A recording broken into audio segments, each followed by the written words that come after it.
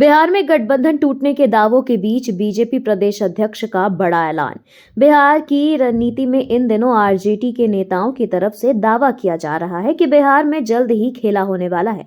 मुख्यमंत्री नीतीश कुमार जल्द ही एनडीए का साथ छोड़ महागठबंधन में शामिल होंगे। इस बीच नीतीश कैबिनेट में मंत्री दिलीप जायसवाल ने मंगलवार को बड़ा ऐलान किया है। एक सवाल के जवाब में भाजपा प्रदेश अध्यक्ष ने यह कहा कि नीतीश कुमार हमारे नेता हैं और उनका नेतृत्व में बिहार विधानसभा का चुनाव लड़ेंगे। दिलीप जायसवाल ने मंगलवार को लालू प्रसाद यादव और तेजस्वी यादव पर जोरदार निशाना साधा। उन्होंने कहा कि पिता पुत्र को जलेबी खाना का बहुत शौक है, लेकिन नीतीश कुमार ने स्पष्ट किया कि उन्हें जलेबी तो छोड़िए, जलेबी का रस भी नहीं मिलेगा। बिहार में शिक्षकों के ट्रांसफर को लेकर सस्पेंस बरकरार। करीब 2 लाख दावेदारों में महज इतनों को मिलेगा लाभ। बिहार के शिक्षा विभाग के सामने इन दिनों एक बड़ा संकट खड़ा हो गया है, जहां राज्य के लगभग 1,90,000 शिक्षक ट्रांसफर के इंतजार में हैं।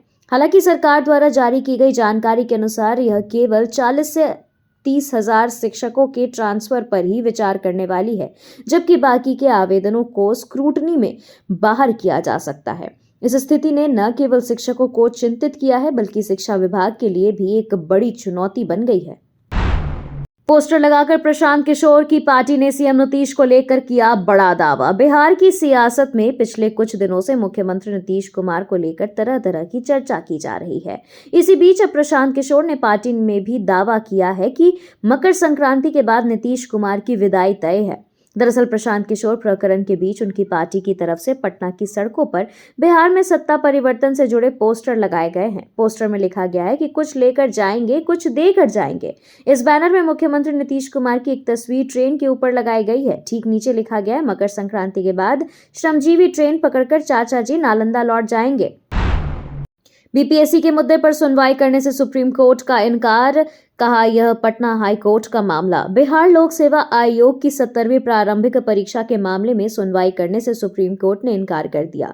मंगलवार को मामले की सुनवाई कर रहे सीजेआई संजीव खन्ना और जस्टिस संजय कुमार, जस्टिस केवी विश्वनाथन की बेंच ने कहा कि आपको आर्टिकल 226 के तहत याचिकाकर्ता को पटना हाई कोर्ट जाना चाहिए। याचिका में याचिकाकर्ता ने परीक्षा को रद्द करने की मांग के साथ ही विरोध प्रदर्शन के दौरान कैंडिडेट्स पर किए गए लाठीचार्ज के लिए जिले के एसपी और डीएम को जिम्मेदार मानते हुए उनके खिलाफ कार्रवाई सुनिश्चित करने की गुहार भी लगाई गई थी।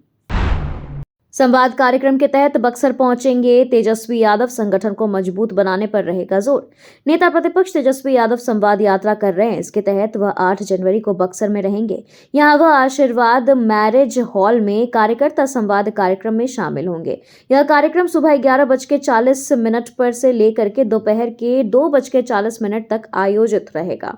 जानकारी के अनुसार इसमें जिले के पंचायत से लेकर जिला स्तर तक के कार्यकर्ता और नेता शामिल होंगे। बैठक में उनके साथ संगठनात्मक मुद्दों पर चर्चा की जाएगी। इस संवाद कार्यक्रम के दौरान पार्टी के संगठनात्मक ढांचे को और अधिक मजबूत करने और आगामी विधानसभा चुनाव में महागठबंधन की सरकार बनाने की रणनीति पर विचार विमर्श किया जाएगा। प्रशांत किशोर कर रहे बीजेपी के पूर्व सांसद की 5 स्टार वैनिटी का इस्तेमाल। बीपीएससी परीक्षा रद्द करने की मांग को लेकर विरोध प्रदर्शन कर रहे जनसुराज पार्टी के मुखिया प्रशांत किशोर पर धरना प्रदर्शन करने के दौरान लग्जरी वैनिटी वैन का इस्तेमाल करने का आरोप लगा है। हालांकि प्रशांत ने ऐसे किसी भी आरोप से इनकार कर दिया, लेकिन अब इस मामले में नई जानकारी सामने आई है। सूत्रों से मिली जानकारी के मुताबिक यह वैनिटी वैन पूर्णिया से 2 बार बीजेपी के टिकट पर सांसद रहे उदय सिंह की है। जानकारी के मुताबिक प्रशांत किशोर जिस वैनिटी वैन का इस्तेमाल कर रहे हैं, उसके मालिक पूर्णिया के पूर्व सांसद उदय सिंह हैं। ऐसे गंभीर आरोपों पर भी इतना सन्नाटा क्यों है, बोले सुरेंद्र किशोर। एनडीए के सहयोगी हम के संरक्षक व मोदी कैबिनेट में वरिष्ठ मंत्री जीतन राम मांझी ने भ्रष्टाचार पर नीतीश सरकार को कटघरे में खड़ा किया है। पूर्व मुख्यमंत्री ने सरकार के वरिष्ठ अधिकारियों पर योजनाओं में कमीशन के तौर पर मोटी रकम लेने का आरोप लगा सनसनी फैला दी है। सहयोगी गठबंधन के इतने बड़े नेता व केंद्रीय मंत्री द्वारा गंभीर आरोप लगाने के बाद भी सन्नाटा है। ऐसा लग रहा है कि सुशासन राज में भ्रष्टाचार कोई मुद्दा ही नहीं है। बिहार के वरिष्ठतम पत्रकार व पद्मश्री से सम्मानित सुरेंद्र किशोर इससे काफी अचंभित है। कहते हैं, आखिर ऐसे गंभीर आरोपों पर भी इतना सन्नाटा क्यों है भाई। तेजस्वी बोले, बीजेपी के पास कोई चेहरा नहीं। बिहार में विपक्ष के नेता तेजस्वी यादव ने मंगलवार को भाजपा पर सियासी हमला बोला है। तेजस्वी ने कहा कि बिहार में जो सिस्टम है उस पर अफसरशाही काबिज हो गई है। प्रदेश को रिटायर्ड अधिकारी चला रहे हैं। अपनी यात्रा के क्रम में वह आज कैमूर पहुंचे थे। यहां पूर्व उप मुख्यमंत्री ने भाजपा पर जोरदार हमला करते हुए कटाक्ष करते हुए कहा कि विश्व की सबसे बड़ी पार्टी है, लेकिन दुल्हा कोई नहीं है और न चेहरा है। वह अभी भी पिछलग्गू बनी हुई है। बीपीएससी ने 68 उम्मीदवारों को किया हमेशा के लिए बैन। टियर 3 में दिया था गलत पहचान। शिक्षक भर्ती परीक्षा के तीसरे चरण के 68 कैंडिडेट्स को बीपीएससी ने हमेशा के लिए बैन कर दिया है। आयोग के अनुसार ये उम्मीदवार बीपीएससी को गलत पहचान दिए थे, जिसके कारण आयोग ने यह निर्णय लिया है। कैंडिडेट्स अब किसी भी परीक्षा के लिए अप्लाई नहीं कर सकते, ना ही आयोग की कोई परीक्षा दे सकते हैं। प्रशांत किशोर का जेल जाना राजनीति का नया अध्याय या सियासी चाल? केसी त्यागी बोले, बिहार में कोई स्कोप नहीं। बीपीएससी अभ्यर्थियों के समर्थन में आंदोलन कर रहे प्रशांत किशोर भी उतरे हैं। यहां तक कि उन्हें पुलिस ने हिरासत में लिया और जेल तक भेज दिया गया है। अदालत ने सशर्त जमानत दी तो उन्हें बेल लेने से इनकार कर दिया और जेल का रास्ता चुना। इसे लेकर चर्चाएं तेज हैं कि क्या प्रशांत किशोर अब नेता बनने की राह में हैं या उनकी नेतागिरी चमक गई है।